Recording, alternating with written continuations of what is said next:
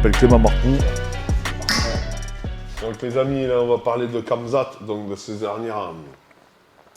sa dernière prouesse qu'il a fait. On va analyser en fait son jeu en lutte et après les contrôles au sol avec Fred. Donc en fait il a affronté Lee, vous avez vu son dernier match. Et il y a une petite particularité en fait dans ce combat, c'est que le takedown qu'il a fait, il est vraiment très spécifique à son physique à lui, mais ça on y reviendra dans une prochaine vidéo. Donc en fait ce qui se passe, c'est que lui quand il a plongé dans les jambes, en fait il a envoyé un direct bras arrière Lee à ce moment-là, donc il a eu un super timing. Et ce qui se passe, c'est qu'au lieu de mettre la tête dans le sens où il aurait dû la mettre pour le faire le double leg, d'accord? En fait, lui, il a mis la tête à l'opposé. Mais en fait, on va comprendre pourquoi. Donc en fait, il a fait ça sur son ami au sol. Il est parti, hop, il a collé ici, d'accord?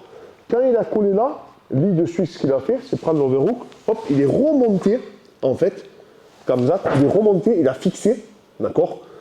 Et de suite, comme il fait à chaque fois, pratiquement, ou il remonte en single leg, ou il remonte en gréco. Là, il s'est passé qu'il est remonté en single leg. L'autre a plus ou moins bien défendu au début. Hein. C'était assez pertinent ce qu'il faisait. Il a commencé à sortir les hanches comme s'il voulait louiser. Et ce qu'a fait Khamzat, tout de suite, c'est de repartir vers le sol pour revenir chercher en fait, de suite en gréco et recoller.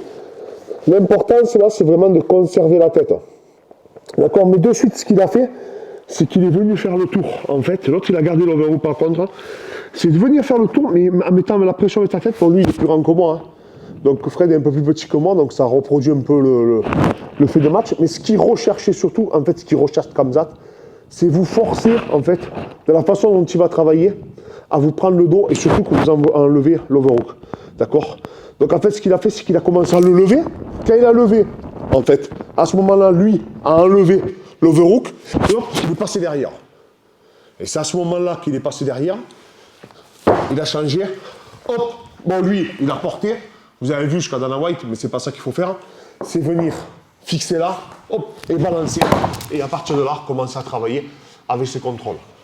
Donc je remonte. Parce que vous êtes beaucoup à nous avoir écrit pour nous demander. Donc je suis ici, il est parti. Alors c'est un peu risqué, hein. Moi je vais regarder la jambe ici. Hein. Mais en fait, comme il voulait remonter en gréco, c'est compréhensible. Donc il est parti, de suite, là, hop, il est remonté sur son single leg. D'accord? Pour lui, il n'a pas eu besoin de fixer la jambe comme j'ai fait. À ce moment-là, il est remonté de suite en gréco, tout en mettant la pression. Il a changé son mouvement de hanche. Il a impulsé pour faire changer l'overhook. Il est passé derrière. Et de là, il a fait le tour. Hop, et il a levé pour commencer à travailler. Tout ça, il a fait contre la cage. Donc sa continuité est extrêmement intéressante. Et on s'aperçoit toujours que quand il attaque en libre, il finit quasiment tout le temps en gréco.